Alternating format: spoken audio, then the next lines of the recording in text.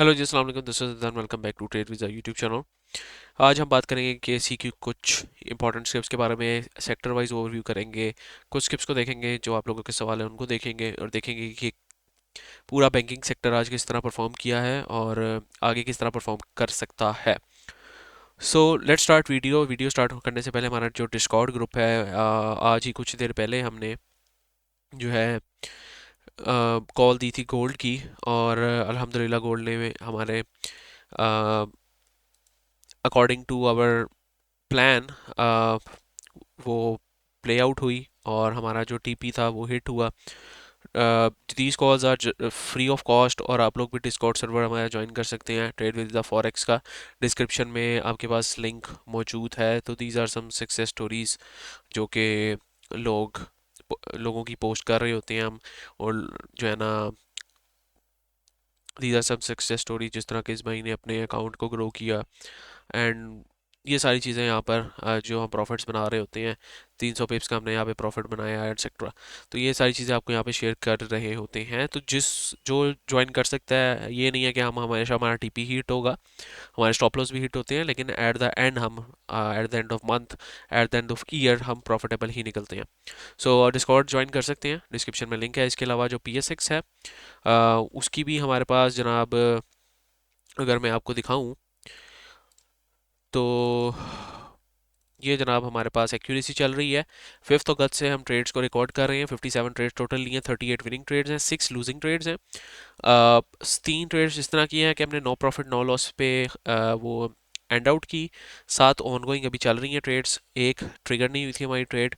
2 trade हमने पहले ही profit या लॉस में क्लोज कर दी थी।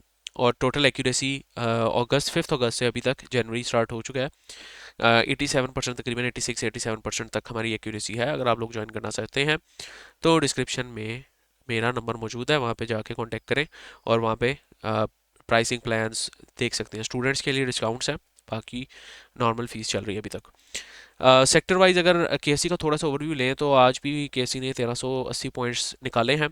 सेक्टर वाइज अगर हम देखें तो ऑब्वियसली बैंक्स ही गिर रहे हैं। मेजर जो निकालने वाले पॉइंट्स हैं वो बैंक्स ही हैं, और इसकी मेजर वजह यही है कि हम जो कह रहे थे कि बैंक्स विल फॉल मोर, और पिछले 3-4 वीडियो से मैं कह रहा हूँ कि बैंक्स गिरेंगे, और यही मेजर कंट्रीब्यूटर्स होंगे लॉस में, जो कि आपकी पूरे इंडेक्स को नीचे लेके जाएंगे।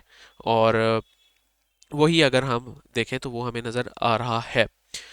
तो इसके अलावा अगर हम देखें स्टॉक वाइज अगर बैंक्स को देखें तो UBL गिर रहा है, MCB गिर रहा है, HBL गिर रहा है, नेशनल बैंक ऑफ पाकिस्तान गिर रहा है, बैंक अल हबीब गिर रहा है।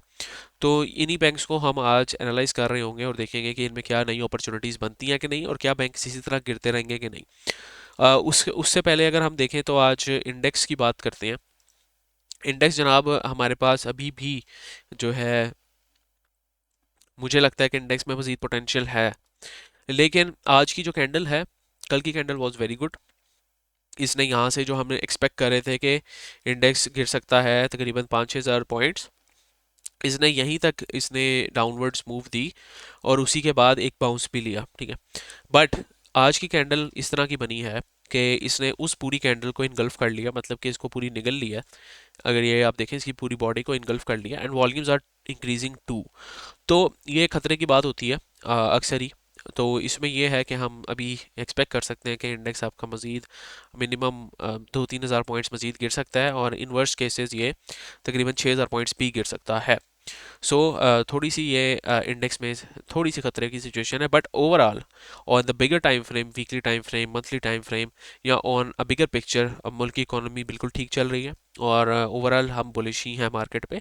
लेकिन ये छोटी मोटी करेक्शंस जो हम आपको बताते रहते हैं, ये आनी चाहिए, तभी मार्केट एक हेल्दी परफॉर्मेंस देती है। सो इसके बाद अगर हम देखें तो UBL वगैरह का चार्ट देखते हैं। इसमें UBL वगैरह का चार्ट में हमारे पास एक UBL का ब्रेकआउट मिला था, उसके बाद उसने अपने टारगेट्स को अचीव कर लिया हुआ है। सो ये एक कंसोलिडेशन फेज थी, और उसके बाद ब्रेकआउट में वो इन टारगेट्स को अचीव कर चुका है ऑलरेडी, जो कि यहाँ पे तकरीबन तकरीबन 471 के टारगेट्स बनते दिखते थे। ओवरऑल वीकली टाइम फ्रेम पे अगर देखें तो RSI इज स्टिल गुड। मुझे लगता है कि RSI में मजीद पोटेंशियल है जाने का ऊपर, but on shorter time frame अगर मैं देखूँ तो मुझे कम से कम UBL चाहिए with in a range of 445 से 450 तक की रेंज में अगर मुझे मिले थोड़ा सा बाउंस दे तो मैं इसमें कोई नई एंट्रीज प्लान कर सकता हूँ। एल्स अगर ये इसी रेंज में जाके कंसोलिडेशन शुरू कर देता है तो it could be another positive thing जो कि हम देख सकते हैं। जिस तरह के हम यहाँ पर अगर देखें तो इसने यहीं पर कंसोलिडेशन स्टार्ट कर दी एंड कंसोलिडेशन का ब्रेकआउट देते ही ये बाउंस बैक कर गया। सो ये तो सिचुएशंस हमें यूबीएल में देखने को मिल सकती हैं। Overall indicators are not too heat up, मतलब हीट अप तो है लेकिन ये है कि इंडिकेटर्स में अभी भी इस तरह का कोई बेरिश साइन नहीं है कि यूबीएल का ये टॉप है या इस तरह।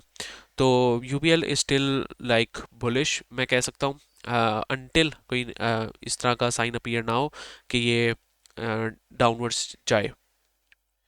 एक चीज़ अब यूबीएल के अलावा अगर हम कोई और स्टॉक देखें जैसे एमसीबी है जो कि मेजर पॉइंट इसने आज भी निकाले हैं, तो उसको भी देखें तो आज हमने देखा कि इसने दोबारा एक बेरिश कैंडल डाली और वॉल्यूम्स आर इंक्रीजिंग।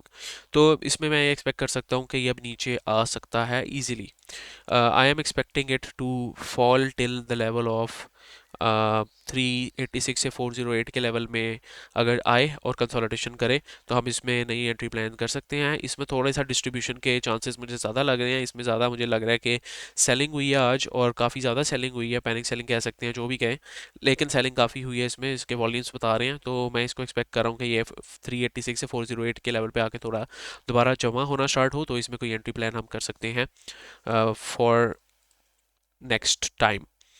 आगे आपको एचबीएल देख लेते हैं, एचबीएल और national bank of Pakistan. HBL अगर हम देखें तो जनाब एचबीएल भी हमारे पास इसी तरह का आज डाउनवर्ड्स मूव दिखाई है।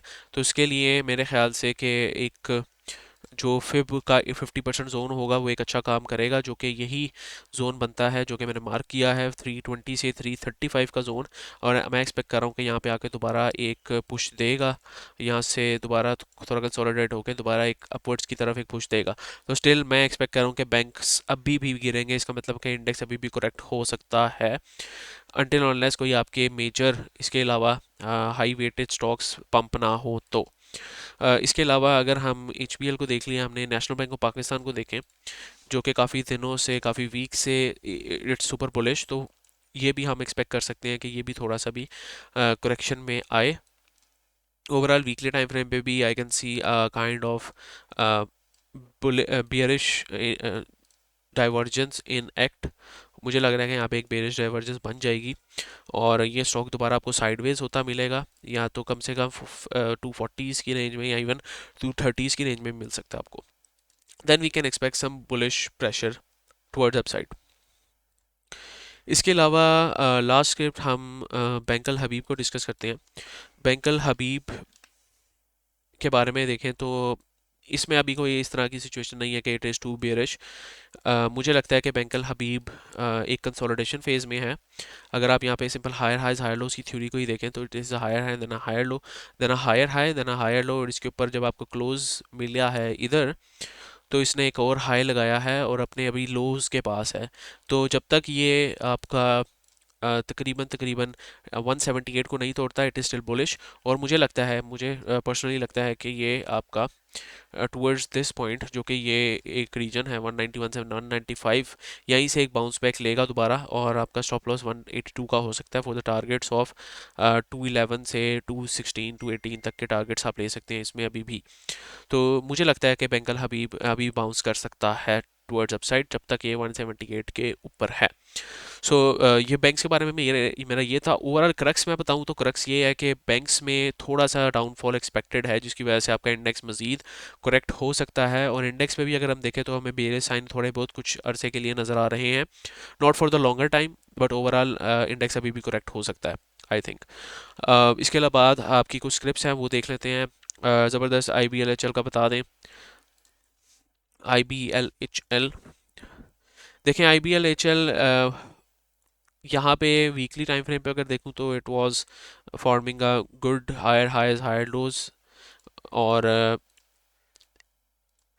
एक हायर हाई इसने दोबारा बनाया है। अब इसमें अगर बात करने वाली देखें तो ये एक सपोर्ट जोन की तरह एक्ट किया था जो कि एक ब्रेकआउट लेवल था, और ये एक सपोर्ट जोन की तरह एक्ट कर रहा था जो कि एक ब्रेकआउट लेवल था। लेकिन पिछली दफ़ा देखें तो इस ये जो इसने जो अपना सपोर्ट बनाई थी, ये अपने प्रीवियस जो लो था वहाँ पे सपोर्ट बनाई थी यहाँ पर, जो कि एक मैं इस ऑरेंज से मार्क कर रहा हूँ। तो हम यही एक्सपेक्ट कर सकते हैं कि अगर तो ये यहाँ से फेल होता है तो ये डायरेक्ट आपका इस रीजन में मिलेगा, जो कि आपका 43 से 50 के रीजन में होगा। देन एक दोबारा पुश बना सकता है टुवर्ड्स अपसाइड। अगर ट्रेंड लाइंस को भी ड्रॉ करने की कोशिश करूँ तो वो भी इसी तरह आपके पास इसी डायरेक्शन में ड्रॉ हो रही हैं। तो मुझे लगता है कि IBL HL weekly time frame पे अभी इजीली इजीली 53 तक तो आ ही सकता है। तो उसके बाद अगर कोई इसने पंप देना होगा तो देगा। अभी फिलहाल के लिए I am bearish on IBL HL। KOH Kohinoor energy. अच्छा, कोहिनूर एनर्जी को देखें तो नहीं भाई, इसमें अभी कोई भी चांस नहीं है। दो थोड़े बहुत वॉल्यूम्स अच्छे लगना स्टार्ट हो गए हैं, वी कैन एक्सपेक्ट कि यहाँ से थोड़ा बहुत बाउंस मिलेगा, लेकिन उसके लिए जो आपकी कंडीशन होनी चाहिए वो बहुत क्लियर होनी चाहिए। So this is a high, अभी लो नहीं बना तो हम इसी को एक हायर हाई लोअर हाई मान के चलेंगे कि ये 27.97 एक लोअर हाई है। अगर ये ब्रेक होता है तो आपके इजी टारगेट्स 35 से 38 तक के हो सकते हैं। उसके अलावा मुझे कोई इसमें पोटेंशियल नहीं लग रहा। तो भाई प्रेमा का बता जाए, प्रेमा को भी देख लेते हैं। प्रेमा भी यार, it is still in sideways market, sideways हुआ है अभी भी। और जब तक ये आपका ब्रेक नहीं करता 36.46, तब तक मुझे लगता है साइडवेज ही रहेगा। अगर ये ब्रेक करता है तो डायरेक्ट आपको 30 की रीजन में मिलेगा, और तब ही देखेंगे इसमें कोई नई एंट्रीज वगैरह। अभी तक तो मुझे बिल्कुल भी नहीं लगता कि इसमें कोई पोटेंशियल है। थोड़ा बहुत जो पंप देना था उसने वो दे चुका है। भाई प्लीज़ इस वीडियो को उर्दू में ट्रांसलेट करो, समझ नहीं आ रहा, जज़ाकल्लाह। यार ये उर्दू में ट्रांसलेट मैं नहीं कर सकता, ये यूट्यूब का अपना फीचर है। आप सेटिंग्स में जाएंगे, इसी वीडियो की सेटिंग्स में जाएंगे तो आप उसको ट्रांसक्रिप्शन में जाकर उर्दू सेलेक्ट करेंगे तो वीडियो उर्दू में कन्वर्ट हो जाएगी। मैं उर्दू में ही बनाता हूँ वीडियो, ये यूट्यूब का अपना फीचर है। अच्छा, प्लीज़ डिस्कस BIPL। BIPL को भी डिस्कस कर लेते हैं। Bank Islamic Pakistan limited, I don't know यहाँ पर क्या हुआ था, क्या इसने डिविडेंड अनाउंस किया है? हाँ, ये डिविडेंड अनाउंस करके अभी दोबारा गैप फिलिंग की तरफ जा रहा है। देखें IPL सॉरी BIPL में मुझे लगता है कि अभी भी ये तो है तो बुलिश ही, लेकिन यहाँ पर इसने जो ये गैप बनाया हुआ है इसको हो सकता है फिल आउट भी करे जाकर। ओवरऑल बुलिश है जब तक ये इस लो से ऊपर ऊपर है, जो कि 30.26 का लो है। तब तक हम इसका कह सकते हैं कि ऊपर ही रहेगा, और 36.5 या 37 तक भी जाके टेस्ट कर सकता है। ओवरऑल बुलिश ही है, लेकिन ये है कि जब तक ये 30.26 से ऊपर है तब तक ही बुलिश है। इससे नीचे जाएगा तो आपके डायरेक्ट 26 के लेवल पे मिलेगा आपको। तो इसको देख सकते हैं। न्यू एंट्रीज मैं सजेस्ट नहीं करूंगा, क्योंकि अक्सर चार्टिंग्स में अगर इस तरह के ब्रेकडाउन्स आ जाए ना, डिविडेंड्स वाले ब्रेकडाउन्स, तो उसको थोड़ा प्रिडिक्ट करना थोड़ा सा मुश्किल हो जाता है। तो न्यू एंट्रीज में सजेस्ट नहीं करूंगा इसमें। Please discuss loads. Sir loads ने एक ब्रेकआउट दिया है आपको, दिया था, और उस ब्रेकआउट को वो फेल कर चुका है। और ये वाला इसने ब्रेकआउट दिया था और वॉल्यूम्स बड़े अच्छे लग रहे थे, बट ये ब्रेकआउट को फेल कर चुका है। और आई स्टिल एक्सपेक्ट कि ये आपको दोबारा 17 रुपये के पास पास, 17.9 के पास पास मिलेगा। मेरे नहीं ख्याल से कि इसमें अभी कोई एंट्री बनानी चाहिए आपको। Discuss Nishad power. अच्छा, LCI और निषाद पावर लिमिटेड को डिस्कस कर लेते हैं। अच्छा, LCI देखें, LCI का जो लोग मुझे पहले से फॉलो कर रहे हैं, आई प्रिडिक्टेड LCI के इसमें डिस्ट्रीब्यूशन हो चुकी है। और एग्जैक्टली जब यहाँ पे था इस रेंज में, जब ये 360s के पास था, तब मैंने प्रिडिक्ट किया था कि LCI नीचे जाएगा, और अभी ये 296 के पास पास फिर रहा है। तो अभी भी मुझे लगता है कि LCI में कोई एज सच पॉजिटिव ट्रिगर नहीं है जो कि आपको आप कहें कि ये एक बुलिश रैली देगा, जब तक ये 309 से ऊपर क्रॉस नहीं करता। अगर ये 309 से ऊपर क्रॉस करता है तो हम इसके डायरेक्ट टारगेट्स 320 से लेकर 340 तक के देख सकते हैं।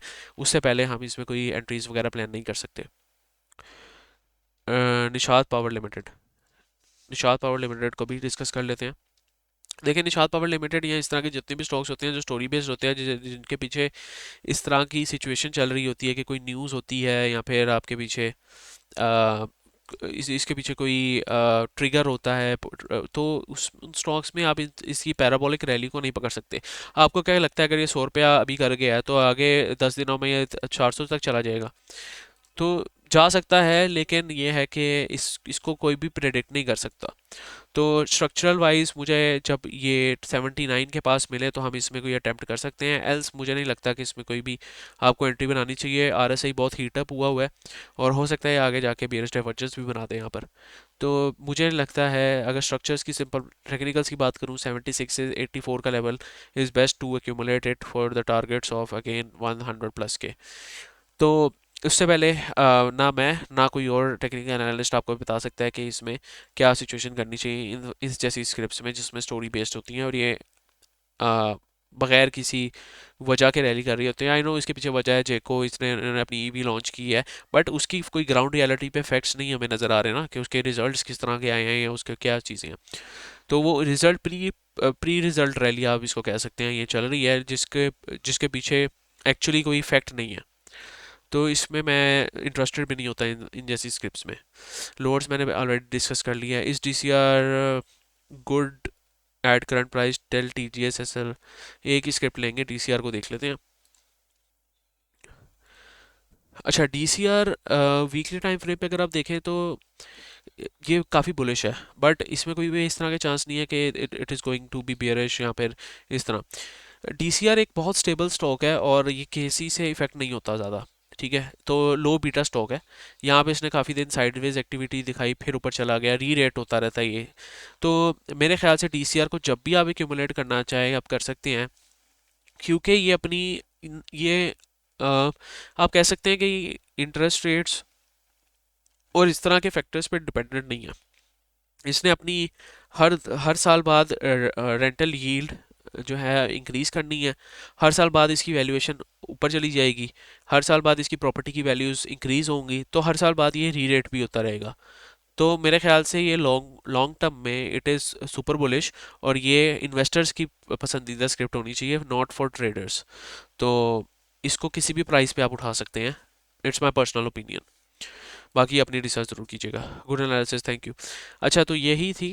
अगर आप ज्वाइन करना चाहते हैं मेरे प्रीमियम ग्रुप को, जहाँ पे हम इससे बहुत ज़्यादा इंसाइट्स प्रोवाइड कर रहे होते हैं, तो वो आप इस नंबर पर कांटेक्ट करके ज्वाइन कर सकते हैं। नेक्स्ट टाइम के लिए भाई को इजाज़त दीजिए, दुआ में याद रखें, अपना बहुत सारा ख्याल रखें, अपने इस चैनल का ख्याल रखें। अल्लाह हाफिज़।